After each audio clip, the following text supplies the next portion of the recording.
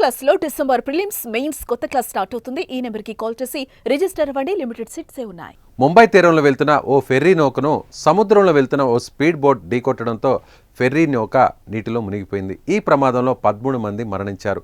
మరో 2 పరిస్థితి విషమంగా ఉంది. మృతులలో 3 నేవీ సిబ్బంది కూడా ఉన్నారు.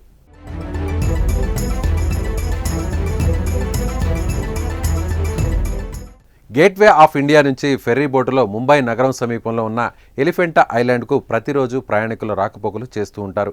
ఈ క్రమంలో బుధవారం డిసెంబర్ 18న నీల్ కమల్ అనే ఫెర్రీ బోట్లో 112 మంది ప్రయాణికులు గేట్వే ఆఫ్ ఇండియా నుంచి ఎలిఫెంటా ఐలాండ్కు సాయంత్రం 4 గంటలకు బయలుదేరారు. అయితే అదే సమయంలో ఇండియన్ నేవీకి చెందిన ఒక స్పీడ్ బోటు మోటార్ ట్రయల్స్ చేస్తోంది. ఆ ట్రయల్స్ కోసం నేవీ స్పీడ్ బోట్లో మొత్తం 5 మంది ఉన్నారు.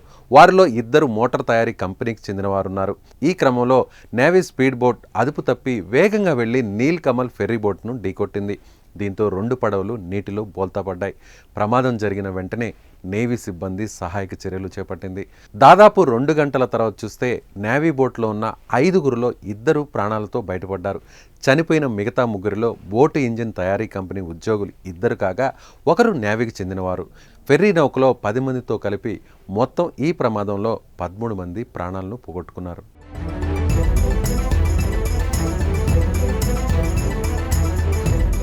ప్రమాదం జరిగిన వెంటనే Indian navy, coast guard 11 navy బోట్లు, 3 మెరైన్ బోట్లు, 1 కోస్ట్ గార్డ్ బోటుతో సహాయక చర్యలు చేపట్టారు.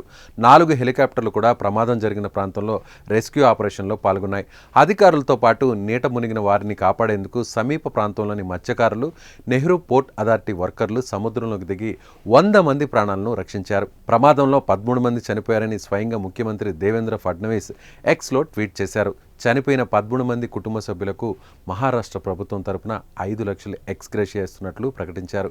ఇండియన్ నేవీ క్రాఫ్ట్ బోటు, ప్రయాణికుల ఫెర్రీ బోటు ఢీకొన్న దుర్ఘటనపై భారత రాష్ట్రపతి ద్రౌపది ముర్ము, ప్రధాని తీవ్ర దిగ్భ్రాంతిని వ్యక్తం చేశారు. ప్రమాదంలో ప్రాణాలు కోల్పోయిన వారికి సంతాపాన్ని తెలిపారు.